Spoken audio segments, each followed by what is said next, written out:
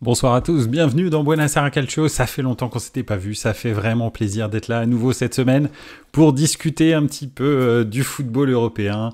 Et quelle semaine en plus, pas n'importe laquelle, une semaine post-football international. Donc t'as été sevré, t'es vraiment dégoûté, t'as regardé des matchs dégueulasses. Et en plus, la semaine de la Ligue des Champions. Donc vraiment là, au top. Bonsoir JCRM, bonsoir Pipovici, ça fait vraiment plaisir que vous soyez là. Moi j'ai officiellement arrêté mon abonnement à BeIN et à RMC. Je dirais pas comment je fais pour regarder les matchs, c'est pas très honorable. Tu regardes, tu escalades les stades, je pense, et comme ça tu vois les matchs dans les stades. Je suis sûr que c'est ça. Donc voilà, ça c'est Pipovici qui dit ça. Au JCRM, bonsoir, ça fait vraiment plaisir aussi que tu sois là. Merci beaucoup de parler de GOAT, c'est très gentil, et de me comparer, et de ne pas me comparer à Rabiot, ça fait vraiment plaisir. D'ailleurs, on va en parler peut-être un petit peu de Rabiot un petit peu plus tard. Et tu dis, toi, et Dazen Kelkata, la prise d'antenne 2-3 minutes avant le début du match, c'est du foutage de gueule, probablement. Je veux bien découvrir. Même pas bronzé. Ouais, non, ça, je suis d'accord avec toi. Mais en même temps, vous avez vu le temps qu'il a fait ici en Europe, là, par exemple, hein, je sais pas si vous avez regardé à la télé, le temps qu'il fait en Autriche, en République tchèque, en Roumanie, tout ça, c'est pas terrible. Donc voilà.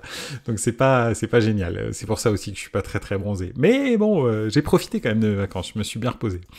Au JCRM qui dit, moi, je suis le pigeon qui paye mon abo à DAZN. Bravo, parce que là, pour l'instant, bah moi, j'ai pas pris DAZN, j'ai BeIN, j'ai Canal+, Canal+ Sport, bref. Mais j'ai pas encore pris DAZN, j'attends de savoir qui va prendre les droits de la Serie A. Je prendrai peut-être DAZN, si jamais ils prennent la Serie A, mais c'est tout.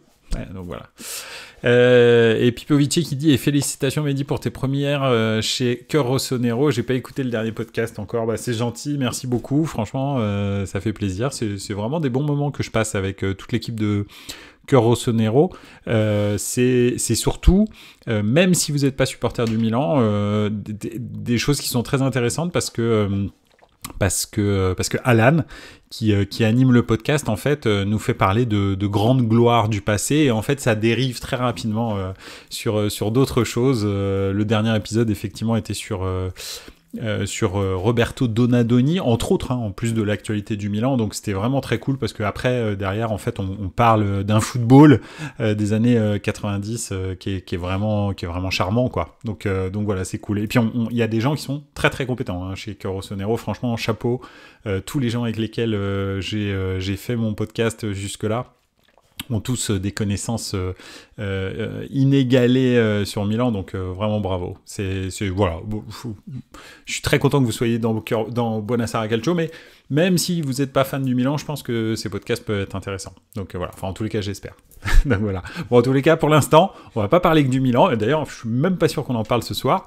Mais on va parler du football européen. Bon, le Dazen suisse, c'est cool. J'ai Bundesliga, Ligue 1, Serie A aussi pour 34€. Ça, c'est pas mal. Ça, c'est vraiment pas mal. Un peu comme ici, quoi, dit OJCRM. Ouais, un petit peu comme ici. Voilà, tout à fait. Sauf que le thème de base, c'est pas le même, quoi. Et ça dévie un petit peu, tout à fait. Je suis absolument d'accord. J'avais envie de commencer par le Barça. Le Barça que sauf si vous voulez parler d'autre chose, mais le Barça que je suis dont j'ai vu les matchs depuis le début de saison, quasi tous les matchs, je pense que j'en ai raté un, de championnat, hein, je parle, bien sûr. Et donc, pas les matchs amicaux, quoi, je veux dire, c'est ça que je voulais dire. Et je suis impressionné. Je suis impressionné, donc je voulais en parler parce que pour moi, c'est une espèce de révolution qui est en train d'opérer Hansi Flick. J'ai l'impression, en fait, que Flick, c'est le déguardiolisateur des équipes, en fait. Et ce qu'il est en train de faire avec le Barça, alors, je ne sais pas si ça va se terminer pareil, hein, parce que déjà d'une, je sais même pas s'il y a le même potentiel à la base. Et puis, franchement, je dois vous avouer que ça me ferait pas très plaisir, mais c'est pas grave. C'est comme ça. Quand c'est bien, il faut le dire. Il est vraiment Flick. En fait, arrive à transformer des équipes un peu intoxiquées par le guardiolisme, comme le Bayern pouvait l'être au sortir des années Barça. Et le Bayern au sortir des années Guardiola. Et là, j'ai l'impression qu'avec le Barça, il refait exactement la même chose. C'est-à-dire qu'en fait, il est en train de les transformer. En fait, Xavi était encore un petit peu, on va dire, comment dirais-je, intoxiqué par le Barça de Guardiola. Et en fait, il portait un peu cet héritage en lui en disant, bah voilà, tu as fait partie du très grand Barça de Guardiola et tu dois jouer comme ça avec les préceptes, etc.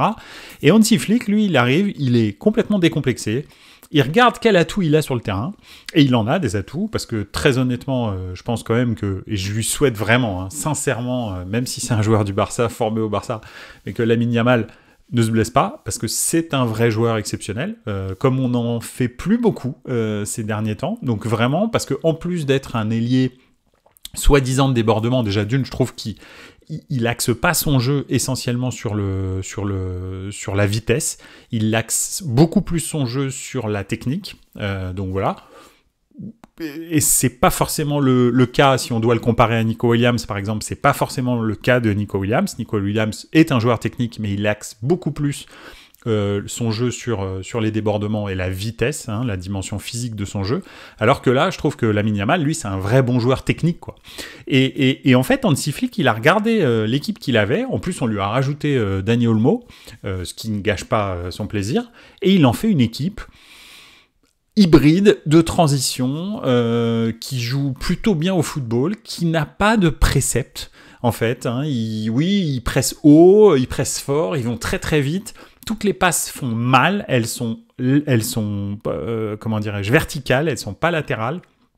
Et c'est un petit peu ce qu'il avait fait avec le Bayern 2018-2019, donc qui gagne la Ligue des Champions, 2019-2020, pardon, qui gagne la Ligue des Champions contre le Paris Saint-Germain, et qui gagne tout d'ailleurs, qui gagne absolument tous les titres possibles et imaginables, où il fait cette saison absolument folle. Et honnêtement, j'ai l'impression qu'il est en train de faire exactement la même chose. C'est-à-dire qu'en fait, il a décomplexé cette équipe à dire, en fait, on n'est pas obligé de jouer à la baballe. Oui, vous êtes technique, mais en fait, servez-vous de votre technique pour aller dans la profondeur, aller dans la vitesse. Donc, voilà, moi, j'ai beaucoup aimé. Alors, je vais lire les commentaires parce que je sais pas trop ce que vous en pensez. Pipovici qui dit ici, Hansi Flick au Bayern, c'est l'un des plus gros Bayern que j'ai vu pour ma part, mais au Barça, j'ai été assez dubitatif. Ça a l'air d'être pas mal, en tout cas, jusqu'à là. Absolument.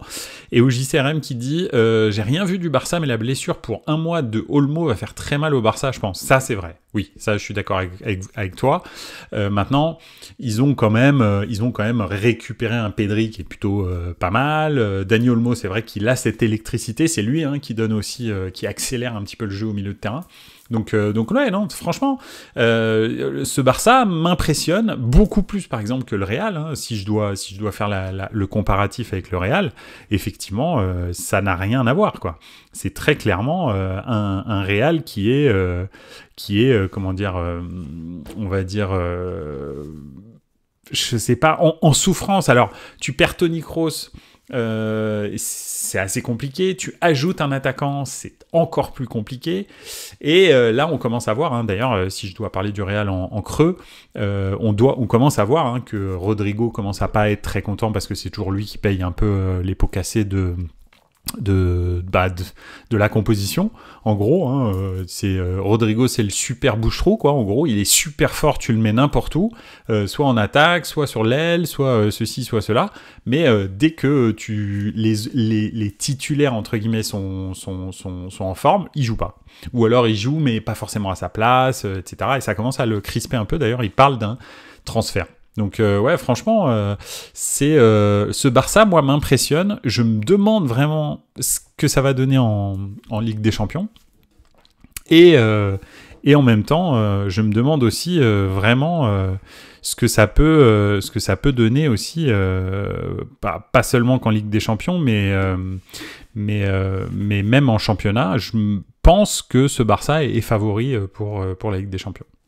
Alors, je vais juste lire un petit peu les commentaires. J'anticipe, mais hâte de voir le Monaco-Barça en Ligue des Champions jeudi, car de ce que je lis, c'est 2 belles équipes, donc ça peut faire un beau match. Alors, il paraît effectivement, alors je sais pas du tout ce que ça va donner, ce Monaco-Barça. Alors, je dois vous avouer que j'ai pas du tout vu jouer l'AS Monaco, donc je peux pas vous dire si l'AS Monaco est une grosse équipe en ce moment ou pas. Il paraît, j'ai entendu beaucoup de choses en revanche sur l'AS Monaco. Maintenant, je pense franchement que ce Barça-là, ça va être compliqué d'aller les chercher en Ligue des Champions.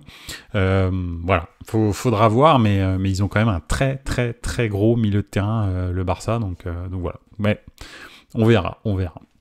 En tous les cas, je sais pas trop comment ils font. J'ai vu une stat, il y a pas longtemps, c'est pas une stat d'ailleurs, c'est des données financières sur les masses salariales de la Liga.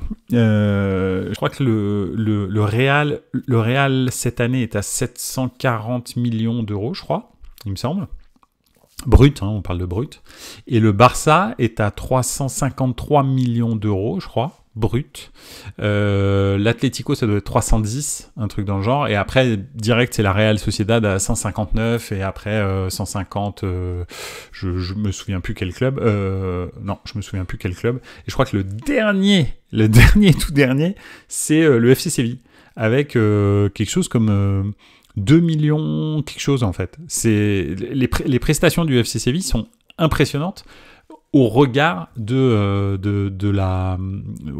la différence en fait de masse salariale qu'il y a avec les autres équipes. Donc ils sont pas super bien le FC Séville, mais en fait ils payent que dalle les joueurs. Donc voilà. Mais ce que je veux dire, c'est surtout que le Barça a une masse salariale plus de 2 fois inférieure à celle du Real Madrid. Et pourtant, j'ai bien l'impression que c'est le Barça qui va gagner le championnat cette année. Juste comme ça, pour le dire. Donc ouais, c'est intéressant. C'est intéressant ce qu'a fait le Barça. Alors le problème, c'est que c'est toujours à la petite semaine, le Barça. Tu sais jamais combien de temps ça va durer. Et s'il faut, il dépose le bilan la semaine prochaine. Donc voilà. C'est juste ça, la petite limite, en fait, que je vois au Barça. Mais sinon, à part ça, effectivement, c'est quand même très impressionnant. Voilà, j'avais envie d'en parler. Je vais peut-être pas parler du Barça toutes les semaines, donc voilà. Enfin, peut-être ils vont me forcer à le faire en fait, parce qu'ils ont quand même des sacrées prestations, ils font des sacrés matchs.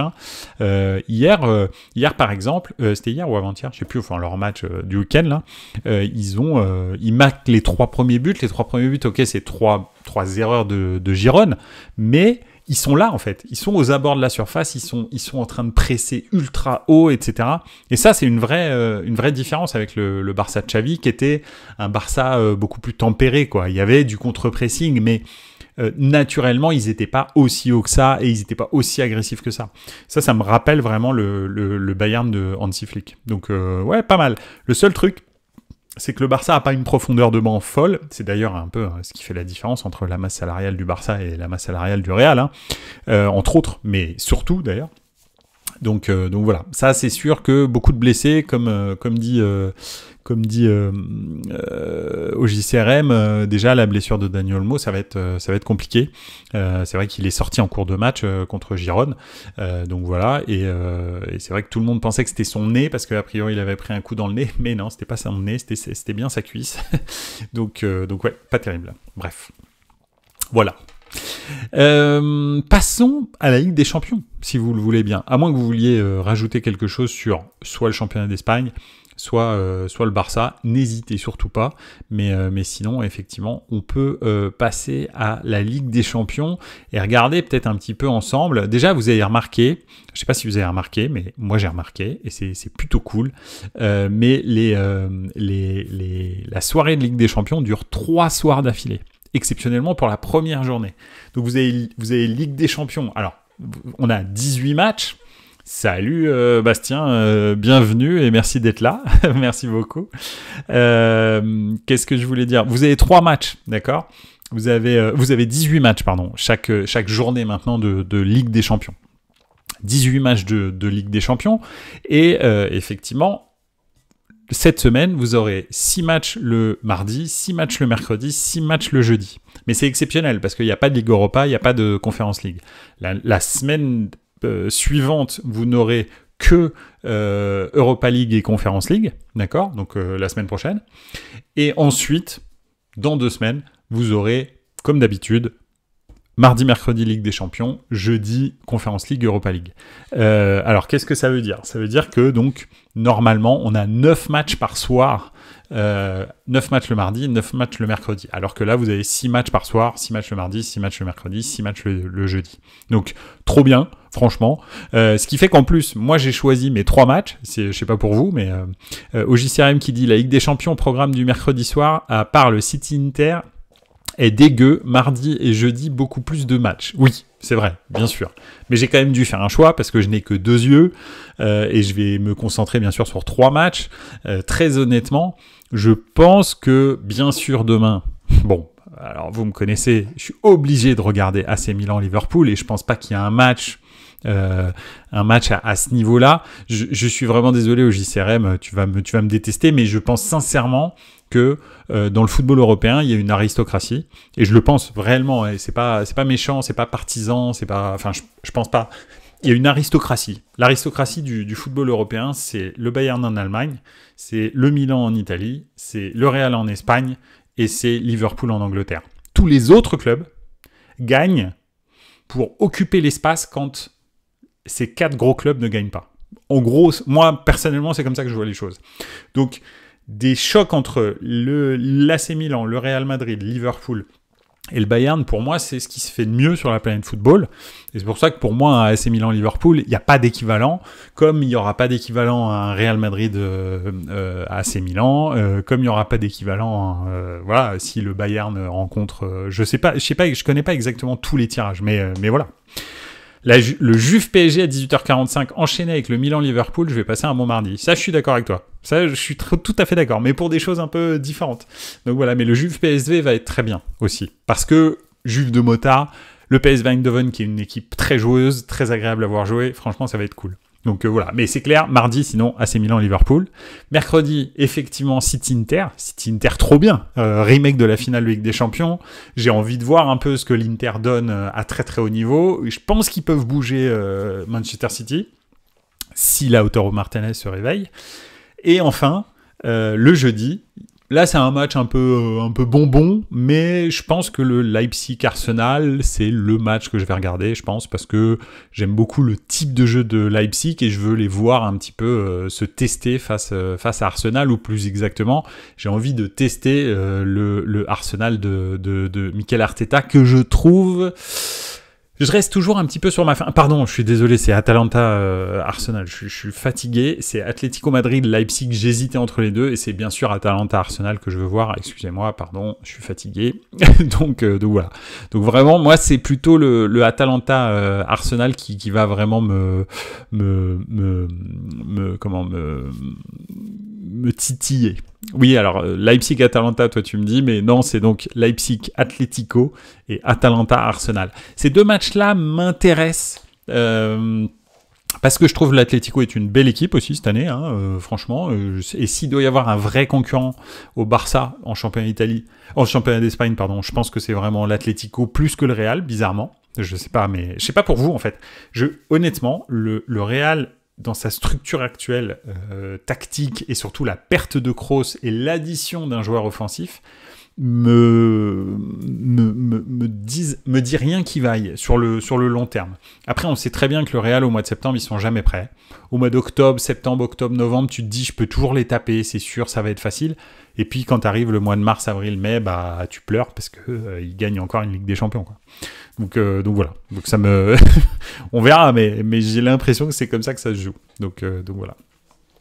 Je sais pas ce que vous en pensez. Je sais pas si Pipovici est encore là. Qu'est-ce que tu vas regarder, toi, Pipovici bien sûr, en escaladant les stades, comme tu l'expliquais tout à l'heure, hein, bien entendu. Hein. Donc voilà. Mais c'est clair que Juve PSV Milan-Liverpool, très très bien le mardi. Si on doit enchaîner, parce que c'est vrai qu'il y a les matchs de 18h45. Feyenoord, Bayer Leverkusen, enchaîné avec Atalanta, Bergame, Arsenal, jeudi, c'est très bien aussi. Et après, ouais, c'est plus compliqué. Hein. C'est assez compliqué. Le mercredi, les matchs de 18h45, c'est un peu des matchs casse-croûte, hein, quand même. Faut pas déconner. Ouais, c'est pas terrible. C'est pas terrible le mercredi. Mercredi, c'est Bologne-Shakhtar. T'as pas du tout envie de regarder Bologne-Shakhtar Donetsk, on est bien d'accord. Et Sparta-Prague, RB Salzbourg. Donc autant te dire que là, il va falloir me doper pour faire ça. Liverpool-Milan et City-Inter, clairement. Ah voilà, ça c'est bien ça. Mercredi, je vais regarder PSG-Girone, moi perso. Ah ouais? Ouais. Après, Girone, je sais pas, toi t'as pas regardé le match Girone-Barça. Oui, Girone-Barça d'ailleurs, c'était à Girone. Derby de Catalogne. Honnêtement, pas terrible, Girone. Hein. Girone, ils ont perdu beaucoup. Hein. Ils ont vraiment perdu. Ils ont perdu probablement leur meilleur joueur, qui est parti à City, Savio. Et bon, c'est pas que lui en plus, parce qu'ils ont aussi perdu leur attaquant. Oui, ils ont perdu leur attaquant. Donc voilà, donc c'est assez compliqué Girone, c'est poussif. Je pense que cette saison, ça va pas être le Girone de l'année prochaine, de l'année dernière. C'est un peu comme Brest. Brest, ça va être compliqué quand même. La Ligue des Champions pour eux. Je pense qu'on peut être sur une des pires équipes jamais vues en Ligue des Champions. Je pense. Brest. Je pense qu'on peut avoir des scores de baby-foot quasi à tous les matchs. Même là, les gens, ils disent « Ouais, mais c'est bon. Qui est-ce qui rencontre là en premier ?» Sturm Graz. Brest, ils se la racontent contre Sturm Graz. J'annonce. Je pense sincèrement pas qu'ils vont gagner contre Sturm Graz. Je suis quasi sûr. Peut-être qu'il y a quelqu'un qui connaît un peu mieux Sturm Graz que moi, mais je pense pas que Brest gagne contre Sturm Graz. En vrai, je pense pas que Brest gagne contre l'équipe d'à côté de chez moi. Donc voilà. Bref. Que de belles affiches pour la Serie A et la Première Ligue avec trois magnifiques face à face. Voilà. Et si on gagne les trois, on met fin au débat sur c'est qui le meilleur championnat du monde. Forcément, c'est l'Italie, en fait. Non, je rigole, mais en l'occurrence, en revanche, Paolo Maldini a dit quelque chose de très juste. Il s'est fait interviewer et il disait, en fait, les gens ont tendance à sous-estimer la Serie A, alors que tactiquement, techniquement, c'est un des meilleurs championnats du monde. Alors, il a pas dit le meilleur championnat du monde. Il a dit, c'est un des meilleurs championnats du monde techniquement et tactiquement. Ça, c'est clair. Il manque peut-être de temps en temps, sur certaines équipes, un peu de vitesse. Ça, c'est vrai. Je pense que Milan et l'Inter sont des équipes qui sont vraiment un peu différentes des autres équipes en Serie A, parce que justement, c'est des équipes qui sont très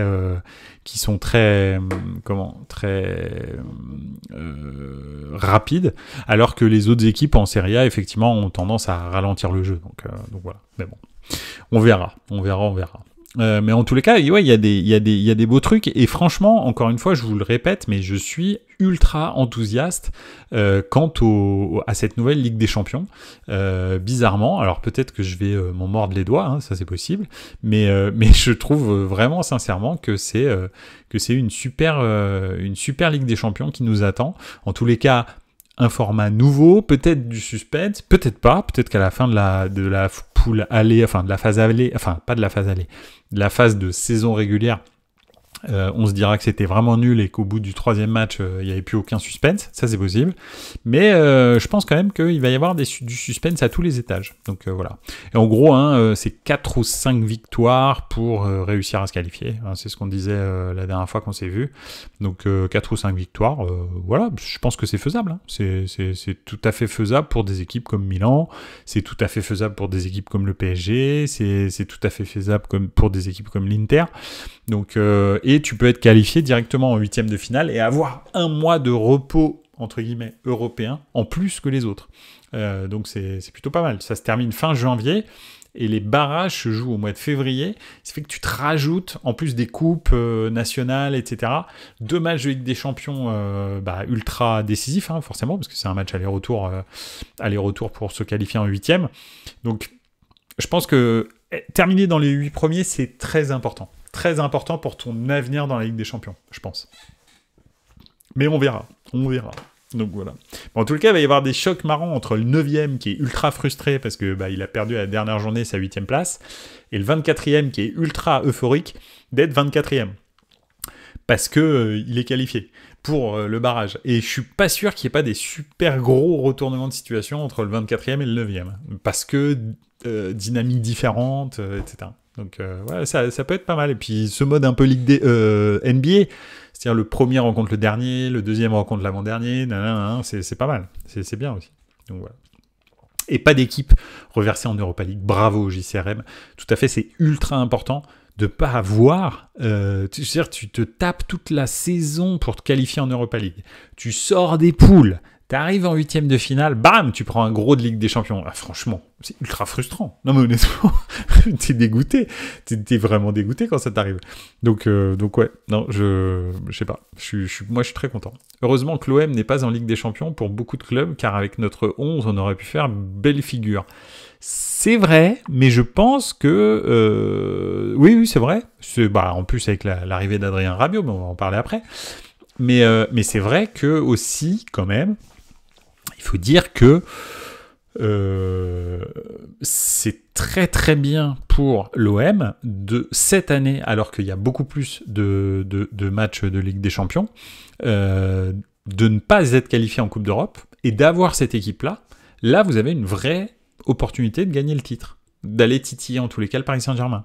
Parce que le Paris Saint-Germain qui va se taper de toute façon 8 matchs, voire même peut-être 10, juste en phase saison régulière, puis ensuite éventuellement 8e, quart, demi et finale, ce qui fait que très honnêtement, je pense que ça va être vraiment un très bon coup à jouer pour l'OM cette année, avec un superbe milieu de terrain. Quand tu te dis, mon milieu de terrain c'est Højbjerg Rabiot, qui c'est qu'on aurait pu dire qu'un jour, enfin, je veux dire, pas un jour, mais dans un passé récent, que Højbjerg et Rabiot allaient être le milieu de terrain de l'OM, quoi. C'est lunaire.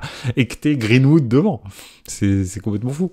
Et Neil Maupay, même ne serait-ce que Neil Maupay. Neil Maupay, il y a 2 ans, 1 an, l'année dernière, ce que tu veux, tu te dis, est-ce que Neil Maupay, il vient à l'OM ? Jamais. C'est franchement ce qu'ont fait Benassia et Longoria. Alors, je sais pas à quel niveau, mais honnêtement, c'est très très fort. Hein. C'est très très fort de faire venir des Zerbi, puis ensuite de pouvoir. Tiens, il faut savoir quand même que Milan a proposé 6,5 millions d'euros à Rabiot. Milan qui joue la Ligue des Champions, qui est l'AC Milan. C'est pas, je suis désolé, mais c'est pas JB Belbeuse, quoi. C'est l'AC Milan. Le mec joue à la Juve. Hein. Donc bon, tu viens à Milan. Récemment, on a gagné plus de titres que la Juve. On joue la Ligue des Champions chaque année, etc., etc. Le gars dit non, je veux 10 millions. Plus une prime à la signature. Donc Milan dit bien entendu, et c'est totalement normal, et je trouve ça bien, c'est comme pour Zirkzee, va te brosser Martine. Voilà, très très bien. L'autre, il signe pour 3,5 millions d'euros à l'OM. Je sais pas, hein. Ils ont retenu sa maman, ils la séquestrent, je ne sais pas comment ils ont fait, mais en tous les cas, bravo, parce que Rabiot, c'est très clairement un joueur qui va leur faire du bien, et ça va être très très très très très très très marrant, son retour au Parc des Princes. Celui-là, c'est peut-être un match que je vais regarder, ça pourrait m'amuser. D'ailleurs, ouais, je vais peut-être essayer d'être dans le stade, donc voilà, on verra. Ouais, je sais, quand tu vas en finale et quand en finale tu te tapes l'Atlético, c'est dur. Ah bah oui, hein, c'est clair. Hein. Oui, effectivement. Et surtout, on a un banc cette saison à Marseille. Ouais, c'est l'effet des Zerbi, ça a plu à Véro. Je sais pas. J'ai écouté le Casar enchaîné tout à l'heure, et donc c'était la négociation entre Véro, Adrien Rabiot et Benassia et Longoria. C'était, franchement, je vous recommande d'aller podcaster juste le Casar enchaîné, hein, pas le reste, hein, parce que Rotten sans flamme, c'est absolument dégueu. Enfin, c'est pas terrible. Voilà, on va pas insulter l'avenir. Je rigole, mais on va pas, voilà. On n'est pas là pour critiquer, mais j'aime pas Rotten sans flamme. Donc voilà. Mais en revanche, le Casar enchaîné, ça me fait marrer. Et là, en l'occurrence, c'était très drôle. Enfin, un classico qui aura peut-être de la gueule cette saison. Ouais, grave. Non, franchement, ça peut être un super classico. Et puis, je trouve honnêtement que le Paris Saint-Germain, eux, je les ai vus un petit peu jouer, jouent quand même mieux. C'est beaucoup plus fluide que l'année dernière. Très clairement, il faut le dire. Il y a un vrai jeu collectif. Alors après, est-ce que dans les moments vraiment qui comptent dans la saison, c'est-à-dire au mois de février et de mars, hein, en Ligue des Champions, est-ce que ces joueurs-là qui ont un beau relationnel vont être clutch dans ces matchs-là, parce que c'est ça qui compte au Paris Saint-Germain, on verra. Mais bon, Casar et sa chanson sur DAZN, mort de rire. Alors, le tu as qui a prêté ta fille à Jean-Luc Lahaye, je buvais en même temps, je me suis étouffé de rire. Ah, mais il est fou. Ah, mais Casa, il est vraiment fou. Il a vraiment des problèmes. Bref, donc... Rien que dire français, ça me fait marrer. Donc, bref. En tous les cas, ouais. Ça peut être un très, très, très bon truc. Bah, on a glissé de la Ligue des Champions aux news de la semaine. Je pense que Rabiot, c'était la news de la semaine, hein, très clairement. Donc voilà, ouais, c'est plutôt pas mal, hein, de voir un peu comment l'OM va réussir à comment dirais-je, à gérer cette nouvelle hype, parce que le problème aussi, c'est que ça génère énormément de hype dans le public marseillais. Et on les connaît, ils vont mettre une pression dingue à leur équipe, ils n'ont pas intérêt à se rater. Pour l'instant, ça se passe plutôt bien, mais c'est pas non plus Joga Bonito. Ça joue pas mal et ils ont des bons joueurs. Mais c'est pas non plus, tu te dis pas, ok, c'est le Barça 2009, quoi. Mais le problème, c'est que dans les yeux des supporters marseillais, ça peut devenir le Barça 2009. Et ils peuvent tomber de très très haut. Donc voilà, faudra gérer ces moments-là. Hein, s'il y a 3-4 résultats qui sont pas terribles d'affilée. Parce qu'avec des derbies, ça arrive, hein, que tu exploses en fait, en vol. Moi, je l'ai vu très fréquemment en Angleterre exploser complètement avec Brighton, se prendre des 6-0, des trucs de l'espace, parce que en fait, il renie jamais ses préceptes et que bah quand tes joueurs ils sont pas en forme et que ça marche pas, bah c'est pas grave quoi. Donc voilà. Le plus fou, Osimhen en Turquie ou Rabiot à l'OM. Bon, c'est deux raisons différentes. Osimhen, très clairement, bon. Non, mais c'est vrai que Osimhen à Galatasaray, c'est quand même un sacré gâchis. Hein. En même temps, c'est de la faute de De Laurentiis, hein, de toujours réclamer des centaines de millions d'euros là, alors que, enfin, je veux dire, tes joueurs, ils sont pas mauvais, mais c'est pas non plus foufou, quoi. Faut pas délirer. Ils sont bons, Kvaratskhelia et Osimhen. Mais ça vaut pas 100 millions ou 150 millions, parce que c'était même pas 100 millions, encore ce serait 100 millions. 150 millions, mais jamais, quoi. C'est clair que non. Kvara et Osimhen, ils valent pas 150 millions. J'y ai cru un moment, surtout pour Kvara. La première saison, je me suis dit, ce gars-là est vraiment différent. Mais en fait, non, il est pas différent. Il était juste en surchauffe pendant une saison. Après, c'est un ailier un peu faux follet, mais c'est pas fou, hein. Franchement, c'est pas fou, hein. C'est pas...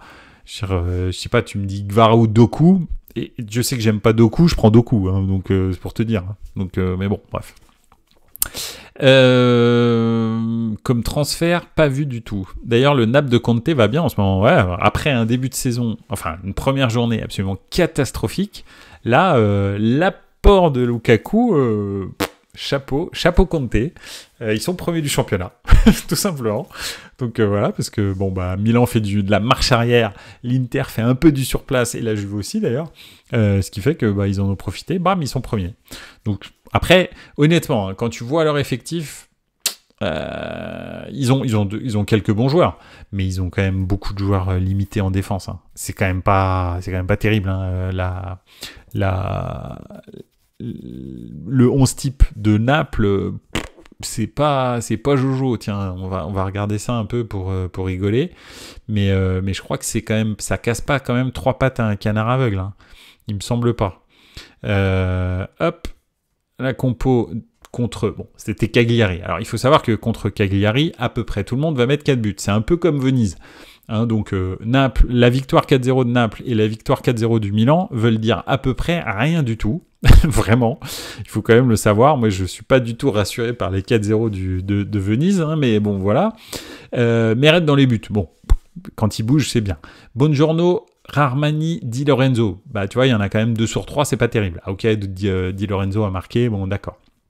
Spinazzola, bah, on sait ce que c'est. On sait que c'est plus, c'est son frère jumeau, hein, qui joue au football depuis quelques années maintenant. Mazzocchi, bon. Anguissa Lobotka, bah, c'est plus du tout les mêmes joueurs qu'il y a 2 ans. Et puis Kvaratskhelia, Politano, Lukaku, honnêtement, franchement, je sais pas ce que vous en pensez, mais c'est pas une équipe qui va aller chercher grand chose, quoi. Honnêtement, hein. Je suis pas vraiment impressionné par le Naples de Conte, mais avec Conte, on sait jamais. Il faut quand même le dire. Conte, il arrive à transcender les joueurs. Ça, c'est un truc qu'il sait faire. Il sait le faire sur une année. Après, il crame tout, mais au moins, il sait le faire. Donc voilà. Galatasaray, sacrée équipe sur le papier. Attention à eux en Europa League. Ouais, c'est vrai. Le problème, c'est que je sais plus où est-ce que j'ai vu ça. C'était une espèce de caricature où il y avait style Naples. Si Galatasaray était une voiture, t'avais l'avant d'une Formule 1, d'une Red Bull, et l'arrière, c'était une vieille 2 chevaux éclatée au sol, et c'était vraiment ça. Pareil, Galatasaray, l'attaque, c'est incroyable. La défense, tu fais, mais qu'est-ce que c'est que ce truc? donc voilà, bon, c'est un peu compliqué. Di Lorenzo, très décevant depuis quelques mois. Oui, il est vraiment hors de forme. Depuis le titre, en fait, hein, c'est l'ombre de lui-même. Je me méfie de Conte quand même, le système paraît plutôt bien adapté pour ses joueurs. Ça, c'est vrai. Je suis d'accord avec toi. Di Lorenzo, dans une défense à 3, à 5, en fait, c'est beaucoup mieux que dans une défense à 4. À 4, il n'arrive pas à maîtriser son côté. Là, ils sont 2 avec le piston. Donc, c'est déjà un peu mieux. Il a moins de responsabilités offensives. Et voilà. Buongiorno, c'est un bon défenseur. Bon, il a fait une très bonne saison au Torino, mais je suis pas sûr que ça devienne vraiment un top défenseur, Buongiorno, mais c'est un défenseur ultra solide en revanche. Ça, physiquement, je veux dire, avant de le bouger, lui, il se passe du temps. Donc ouais, ça peut le faire. Moi, Armani, j'ai jamais trop été fan. Des fois, il fait des très bons matchs, Armani, et des fois, il se fait rouler dessus, quoi. Alors que quand même, il a un sacré physique, et des fois, il a une bonne relance, mais c'est des fois seulement. Donc c'est un peu bizarre. On en parle du début de saison de Haaland, il est monstrueux en ce moment. Effectivement, il faut le dire. Erling Haaland, deux triplés d'affilée, un doublé, 9 buts en 4 matchs, je crois. Enfin, c'est des stats de l'espace intersidéral. Alors après, il joue dans une équipe qui est ultra rodée, qui domine à peu près tout le monde de la tête et des épaules en championnat d'Angleterre. Lui, il a un physique qui est assez impressionnant, mais je trouve que, en revanche, il y a un truc, c'est qu'il a progressé ces derniers temps. Par exemple, il a beaucoup travaillé ses piqués. Je trouve que dans le jeu, il est plus précis et il joue plus rapidement. Ce qui fait que, en fait, il cherche pas à inventer l'eau tiède, hein, mais en revanche, quand il reçoit la balle, il fait vraiment des remises très rapides, soit en une touche, soit en 2 touches, mais pas plus. Et il a toujours l'esprit du jeu en tête. Et ça, c'est un nouveau truc. C'est un truc probablement que Pep lui a appris, hein, il doit travailler, ou en tous les cas, même le serait-ce que infusé dans cette équipe. Je pense que ça t'aide à comprendre un peu la dynamique de cette équipe. Donc ouais, non, je trouve qu'il progresse. Honnêtement, il faut le dire. Moi, je suis pas un grand fan de Erling Haaland parce que je trouve que au niveau esthétique, c'est dégueulasse, mais il faut quand même dire que voilà, c'est le meilleur numéro 9 actuel, hein, je pense. On peut pas, voilà, avec Lautaro peut-être de l'année dernière, mais Lautaro là, son début de saison, bon, il a tout gagné pendant l'été et même avant. Donc voilà, on peut pas non plus dire, on a le droit d'avoir un petit creux. Bon là, il a un petit creux, hein, il a 0 but, 0 passe décisive depuis le début de saison. Mais c'est vrai qu'en ce moment, les meilleurs numéros 9, ça doit être Haaland et Lautaro Martinez, je pense. Et bon, voilà, c'est très clairement, là, en ce début de saison, il est très au-dessus de tout le monde. Donc voilà, bravo. Félicitations à Erling Haaland. Le PSG aussi, vu leur match, Dembélé, Barcola, ça me fait mal de le dire, mais Paris peut gagner avec des champions. Je sais pas... Je comprends ce que tu dis, parce que tout le monde a tendance à dire ça, mais enfin, je veux dire... Tu as vite tendance à dire ça parce que tu vois le jeu plus fluide, tu vois les responsabilités qui se divisent, qui se séparent un petit peu, qui s'étalent un petit peu sur toute l'équipe, alors que quand tu avais Mbappé ou quand tu avais Neymar ou quand tu avais Messi, tu étais obligé de lui passer la balle et donc tu respectais pas le jeu. Là, c'est vrai que Luis Enrique, il a un effectif taillé pour son type de jeu. Et c'est clair que, franchement, c'est bien, c'est très bien, hein. Moi, je suis d'accord. Mais est-ce que ces joueurs-là, ils sont ils sont décisifs contre Brest. Mais est-ce qu'ils vont l'être en 8e de finale de Ligue des Champions? Est-ce qu'ils vont l'être en quart de finale de Ligue des Champions? Avec Dembélé, honnêtement, il y a quand même des grosses questions à se poser. Et je suis pas sûr que, bon alors, est-ce que Gonzalo Ramos ou Barcola le sera? Peut-être, hein, je sais pas. Mais je suis pas complètement sûr, ou même Fabien Ruiz. Je suis pas complètement sûr qu'il soit clutch au bon moment, en fait. Moi, c'est ça le truc. En revanche, que le Paris Saint-Germain joue un des meilleurs footballs qu'ils aient joué de ces 10 dernières années, pendant toute la saison, je suis quasi sûr. Ça, je suis quasi sûr, parce qu'en fait, leur stratégie de starisation à outrance pour développer le business, hein, ils ont réussi. Hein. Quand je dis le business, c'est la visibilité du Qatar. Ils ont réussi, ça a marché, et puis ça a servi leur Coupe du Monde au Qatar, etc., etc. Donc l'objectif pour eux, il est atteint. L'objectif, c'était pas la Ligue des Champions. L'objectif, c'était de faire exister le Qatar, de faire vivre la Coupe du Monde 2022. Ils ont eu une finale entre leurs deux grandes stars, etc. Donc ils ont tout gagné, eux. Ils ont gagné sur tous les plans. Le problème, c'est qu'au niveau footballistique, c'était une hérésie de faire venir toutes ces stars. Tu peux en avoir une, et c'est ce qu'est en train de faire le Real, et c'est ce qu'avait fait le Real avec les Galactiques, et ce qu'avait fait aussi le Barça avec des générations où ils ont empilé les stars. Tous les clubs qui essayent de faire ça, la plupart en tous les cas, généralement ça se termine mal, et c'est ce qui s'est passé avec le Paris Saint-Germain. Donc là, on va voir. Avoir une grosse star, quelqu'un qui fait basculer les matchs, et avoir autour de lui des joueurs qui jouent pour lui, ou en tous les cas qui jouent avec lui, mais de façon intelligente, bah voilà, c'est comme ça que tu gagnes des titres. Hein. Donc voilà, le Ronaldo du Real par exemple. Et la star c'était lui, il n'y en avait qu'une, et après les autres c'était des excellents joueurs. Donc quand tu fais ça, c'est bon. Donc, voilà. On va faire un petit tour dans les commentaires quand même. Le gros attaquant, Gyökeres, oui, c'est un très bon attaquant. Pour l'instant, en fait, on l'a pas vu au très très haut niveau. Donc moi, je le suis au Sporting, vraiment, je suis impressionné par ses prestations. J'ai regardé là le Sporting Porto, c'était un très très beau match. J'ai toujours adoré le Sporting. Il faut savoir que j'ai eu 2 clubs un peu dans ma vie de joueurs amateurs. Enfin, j'en ai eu 3, mais les 2 qui ont pris le plus de temps, c'est l'US Villejuif. Yacine Adli a commencé à l'US Villejuif et le Sporting Club de Paris. Donc je jouais en vert et blanc. On était un club qui était nos maillots étaient achetés par le Sporting Club du Portugal. Donc j'ai toujours eu un côté un peu sentimental avec le Sporting Club de Paris, du Portugal, pardon. Mais voilà. Donc je suis le Sporting. Là, ça me fait vraiment plaisir de les voir jouer comme ça. Je trouve qu'ils ont des super joueurs et j'adore Ruben Amorim, par exemple. Je pense que Amorim aurait été un coach que j'aurais aimé avoir sur le banc du Milan. Mais bon, bref. Je suis déçu que Milan soit pas allé le chercher alors qu'il était dans la liste des joueurs visés. Pourtant, bah oui, mais tu connais aussi les prix hein, des clubs portugais. Hein. Il y a rien à moins de 80 millions d'euros hein, chez eux. Ou 60, allez, vraiment 60, c'est les soldes. Hein. Donc voilà. Hâte de voir le Arsenal PSG lors de leur 2e match de Ligue des Champions. Ouais, là ça peut être pas mal parce que Arsenal a une très grosse défense et est très très fort sur coup de pied arrêté. En gros, ça peut être la kryptonite du Paris Saint-Germain.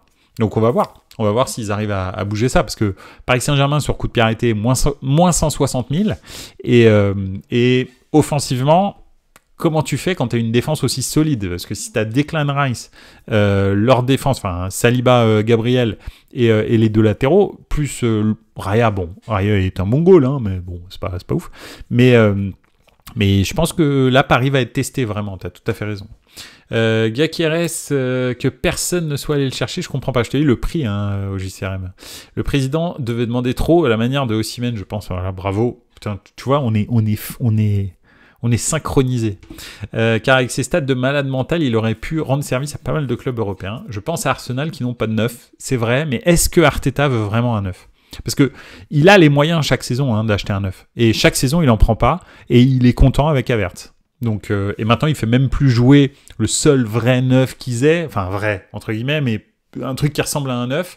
Gabriel Jesus, bah là, maintenant, il rentre en cours de match. Et Kai Havertz c'est vraiment installé en numéro 9. Et d'ailleurs, je trouve qu'il devient de mieux en mieux, hein, Kai Havertz. Hein. De plus en plus, il prend vraiment le rôle. Maintenant, ça reste que c'est pas du tout un neuf. C'est un neuf joueur, en fait. C'est un neuf qui crée du jeu. C'est comme une espèce de playmaker numéro 9. Donc voilà. Où là, moi, le benfiquiste depuis Nuno Gomes n'aime pas entendre cela. Bah, je suis désolé. Tu vois, mais entre Milan et la Juve, et entre je suis né à Paris et tu supportes Marseille, tu vois, et pourtant, avec tous ces différents, eh ben, on s'entend. Et c'est ça la magie du football. C'est ça le bonheur du football. C'est peu importe en fait un peu nos comment dirais-je, nos amours footballistiques. L'important c'est qu'on s'entende et qu'on parle le même langage, le langage de la passion. Voilà. Celle-là, je vais l'encadrer cette phrase-là. Mais après, on a Camarda qui va éclore, je pense prochainement, et petit Ibrahimovic qui met des buts avec la Primavera. Qui sait? Ouais. D'ailleurs, en parlant de ça, apparemment, il y a eu des grosses tensions. Enfin, Ibra commence à prendre cher. Cardinale commence à pas être très très content de Ibra. Il faut savoir que Ibra, en gros, a priori facilité l'éviction de Abate, qui était l'entraîneur de Milan Futuro. Vous savez, maintenant, les clubs de Serie A peuvent, ceux qui le souhaitent, et qui le peuvent aussi financièrement, tout ça, en termes de structure, peuvent avoir une équipe en Série C, donc Division 3, l'équivalent de la nationale, en France, avec des moins de 23 ans. Donc, effectivement, et c'est ce qu'a fait Milan. Ils appellent ça Milan Futuro. En l'occurrence, la Juve, c'est la Next Gen, l'équipe. Donc chaque équipe a un nom un petit peu comme ça. Et Ibra, en fait, a mis la pression sur Abate pour qu'il fasse jouer Maximilian Ibrahimovic, son fils. Et il a passé beaucoup plus de temps sur la signature du contrat professionnel de son fils, en mettant même carrément en attente le dossier Camarda, apparemment, alors que Camarda était comment dirais-je, on va dire courtisé par tous les plus grands clubs européens, parce que bon, c'est quand même en tous les cas dans les équipes de jeunes, c'est un extraterrestre, Camarda, sur le nombre de buts, la façon dont il marque, etc. Maintenant, le nombre de superstars que j'ai vus quand ils avaient 16 ans qui sont devenus que dalle, je peux même plus les compter en 35 ans de football. Donc, je pense que Ibrahimovic a mal géré le cas Camarda, ça a profondément agacé Cardinale, et en l'occurrence, Ibra, il a plutôt intérêt à ce que ça se passe très très bien la saison, parce que sinon il va sauter direct, et en même temps, franchement, son style de management, je n'aime pas du tout. Mais vraiment pas du tout. Ces déclarations à la « oui, les joueurs du Milan, ils sont beaux. Bon, Pavlovic, il a les cheveux courts, mais il faudra qu'il se les fasse pousser, etc. » En fait, tu peux faire ce genre de choses si tu gagnes, si t'as un passif derrière toi, en fait, où les gens savent que t'es un super pro, tu vois, et que t'es super fort. Et si en plus t'arrives à amener un petit peu d'humour, etc., ok. Là, on se dit, le gars, il a tout, il est trop fort, et en plus, il est marrant, t'as envie d'être là, un petit peu comme Leonardo. On pouvait le faire, de temps en temps, il était marrant, Leonardo, mais avant ça, il avait prouvé que c'était un super directeur sportif. Donc, c'est différent. Ibra, il a rien prouvé. Pour l'instant, il a recruté des joueurs, c'est même pas lui qui allait les chercher, c'est Moncada. Et en l'occurrence, il s'amuse à amuser la galerie. Franchement, je suis pas fan du tout de Ibrahimovic comme entraîneur, comme directeur général, et le fait qu'il soit pas là aux entraînements, le fait qu'il soit pas là au match, parce qu'il est en vacances, parce que si, parce que ça, non, ça y est, c'est bon. En fait, t'as pas compris comment ça marche. Si tu peux pas t'investir comme il faut s'investir dans un club comme Milan, mais comme le Real, comme l'Inter, comme, je sais pas, le Bayern, des trucs comme ça, en fait, fais pas ça. Va entraîner Bromby et nous emmerde pas, en fait. Voilà, c'est tout. Enfin, va entraîner. Va faire manager général de Bromby et nous emmerde pas. Là, il n'y a pas de problème. Tu peux faire un week-end sur 2 si tu veux. De toute façon, voilà. Mais bon, bref. Ça n'empêche que je respecte Ibra comme joueur. C'est un des plus grands attaquants du monde. Après les 2 grands extraterrestres, je pense que c'est lui, le plus grand attaquant de ces 20 dernières années. J'y pense, le procès de City a commencé aujourd'hui. Vous pensez vraiment que le club peut être relégué ou ils paieront une gigantesque amende? Non, ils vont être relégués. Ils vont prendre tellement de points de suspension qu'ils vont être relégués, parce qu'ils parlent de 80 points de suspension, ils vont les prendre. Non, il faut bien comprendre que Manchester City ne représente rien en termes d'audimat en Angleterre. C'est un des clubs. Alors ils étaient il y a 2 ans avant-dernier, je crois, de la Première Ligue, en termes d'audimat. En fait, il y a que les supporters de City qui regardent City. Il faut bien savoir que City, encore une fois, et franchement, je dis ça avec, je dis ça réellement en fait. Je pense franchement que si tu mettais Abu Dhabi à la tête de Lorient, ce serait exactement la même échelle dans le championnat de France. D'accord ? City, c'est que dalle. C'est un championnat dans les années 50 et une coupe dans les années 60. Terminé. Merci, c'est gentil d'être venu. Éclipser toute leur histoire par Manchester United, et tout d'un coup, tu mets une équipe, tu mets un multimilliardaire, c'est même plus un multimilliardaire, c'est un État carrément à la tête d'un pays, d'un club. Ils mettent 14 ans à gagner leur première Ligue des Champions. Ils mettent 6 ou 7 ans à gagner leur premier titre. Donc, en gros, c'est le Paris Saint-Germain bis, mais sans l'histoire, en gros, parce que Paris avait plus de palmarès que Manchester City. Ce qui fait que, en gros, pour la Première Ligue, sanctionner City, c'est que dalle. Les seuls gens qui regardent City, c'est les Européens, en fait. C'est nous. Parce que nous, en fait, on n'a pas d'attache avec le championnat d'Angleterre. Et quand il y a une équipe qui joue bien au football, on va la regarder. C'est tout. Et on n'en a rien à foutre. Mais en vrai, en Angleterre. Et ce qui rapporte le plus, c'est les droits de la Première Ligue. C'est pas les droits des internationaux. Même si les droits internationaux de la Première Ligue sont énormes, ça n'empêche que les gens en numéro 1... Les gens qui sont, je sais pas, en Chine ou en Inde, le club qui supporte, c'est pas City, c'est Manchester United, c'est Arsenal, c'est Liverpool, c'est ces clubs-là. Oui, il y a une nouvelle toute petite vague pour Manchester City. À part, c'est vrai qu'en France, malheureusement, étant donné qu'on n'a pas de club vraiment performant, il y a énormément de jeunes qui supportent Manchester City. En tous les cas, vu le nombre de maillots et de survêtements que je vois, a priori, il y a beaucoup de supporters de Manchester City, mais a priori, maintenant, on porte n'importe quoi comme maillot et comme survêt. Donc voilà, donc en gros, c'est un peu ça, mais City va prendre cher. City va être sanctionné, c'est sûr et certain. Ils vont dégager. Après, franchement, pour City, ça va pas... Alors ok, ils vont peut-être perdre Guardiola, parce que Guardiola avait dit... si vous me mentez, si vous avez enfreint des règles, je m'en irai. Donc peut-être ils vont perdre Guardiola, ce qui serait une très très grosse perte. Ça, c'est la vraie sanction éventuelle, ce serait que Guardiola s'en aille. Parce qu'il va falloir qu'il veuille bien rester en Championship pendant une saison et ensuite remonter. Et c'est pareil, les joueurs. Est-ce que les joueurs de City vont se dire, comme ceux de la Juve du Calciopoli, vont se dire, ouais, bah on reste, on fait remonter le club, quoi qu'il arrive. Je suis pas sûr. Je sais pas quel est l'attachement réel. Si Pep Guardiola s'en va, les joueurs ils se barrent. Il n'y a pas d'attachement à Manchester City en fait. C'est pas un club en fait. Donc voilà. Donc ça c'est le petit truc. Mais après sinon financièrement, en réalité, ils en ont rien à foutre de descendre en Championship. Ils vont remonter illico presto l'année suivante. Et bisous, et puis en fait c'est juste une saison au purgatoire, ok, et puis après ils reviennent et c'est reparti, ils redépensent 300 millions, ils se refont une équipe et bisous quoi. Donc ça, voilà. Mais oui, ils vont être sanctionnés, je pense. Ibra à Milan, ça me fait penser... à Zubizarreta à Marseille. Ouais, c'est bien. Alors, il y a moins de liens, quand même, entre Zubizarreta et Marseille, et entre Ibra et Milan, mais quand même. Ou Kluivert au PSG. Là, c'est... c'est comme disait Cazard, c'est Pénélope Fillon. C'est Pénélope Kluivert. Tu sais pas pourquoi il était là. On n'a toujours pas encore compris à quoi il servait dans l'organigramme. Des anciens joueurs, directeurs, ça marche rarement. Ouais, bah ouais, il y a Maldini, quoi. Maldini, ça marche bien. Zanetti, ça marche très bien à l'Inter, par exemple, Zanetti. C'est pas lui, alors Zanetti, il dirige pas la politique sportive, mais en revanche, il est manager général. Je pense qu'il est tout le temps dans le vestiaire, à l'entraînement, etc. Et il insuffle l'esprit du club, tu vois. Zanetti à l'Inter, voilà, quoi. Bon, c'est dommage, c'est un Argentin, mais ça change pas que, voilà, quoi. Reinders, il a l'air d'être dans la forme de sa vie en ce moment. Avec les Pays-Bas, il est abusé. Ouais, c'est vrai.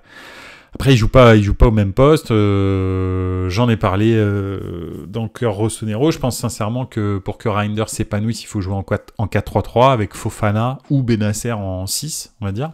Et Loftus-Cheek et Reinders comme des milieux relayeurs, quoi. Donc voilà, c'est ça le truc. Le problème, c'est que là, en fait, il fait jouer Reinders dans le double pivot. Alors, contre Venise, ça a un peu changé. En gros, il joue en 4-3-3 avec Loftus-Cheek et Reinders qui faisaient un peu des pistons, qui comblaient un peu. Ça peut être la solution, et je pense que c'est ce qu'il va faire d'ailleurs contre Liverpool. Benasser, ça va être compliqué. Bah là, opération du mollet, absent jusqu'à fin janvier. Donc voilà, terminé, merci, c'est gentil. Et le leader de la Serie A, c'est plus Naples, c'est Udinese avec une belle remontada ce soir. Ah oui, ils ont gagné. Ah, trop bien. Ah bah, c'est cool. Bon, c'est cool. Ça, c'est un peu les tubes de l'été, quoi. Tu vois, Udinese, c'est un peu comme, tu sais, quand t'as Toulouse en tête de la Ligue 1, tu vois, c'est bon. Tu sais que ça va passer, mais c'est bien, c'est sympa pour eux. Parce que eux, d'habitude, c'est plutôt le fond du classement qu'ils visitent, donc c'est plutôt pas mal. C'est bien, tant mieux.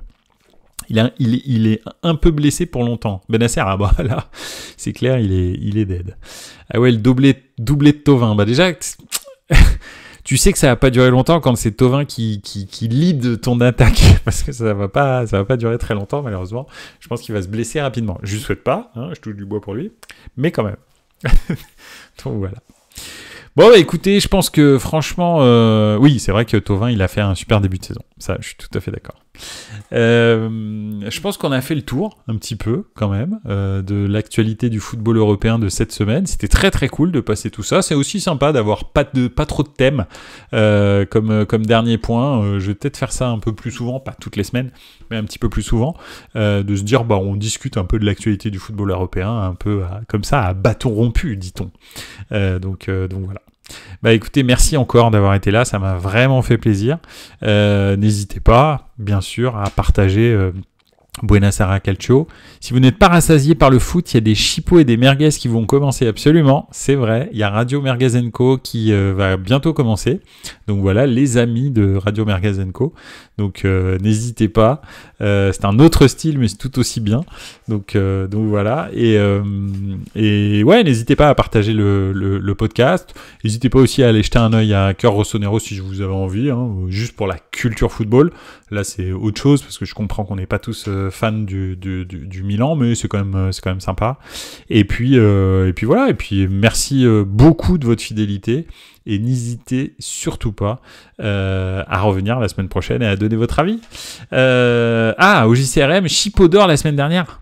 Ah ouais, bravo. Non, là c'est beau parce que moi personnellement, j'ai jamais eu de Chipo d'or. Donc félicitations.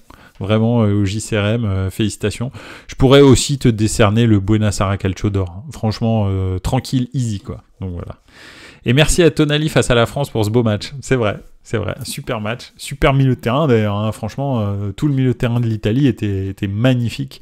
Donc voilà, ça va le faire avec Fratesi, tout ça. Je pense que ça change de Locatelli. Hein. C'est pas la même, c'est pas le même délire. Hein. Donc voilà. Bon allez, merci beaucoup et puis bah à la semaine prochaine.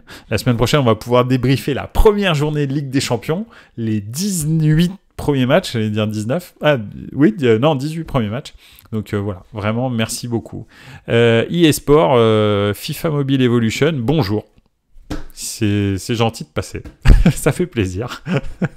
Allez, salut à tous. Ciao ciao et n'oubliez pas. Ciao les gars, ciao ciao.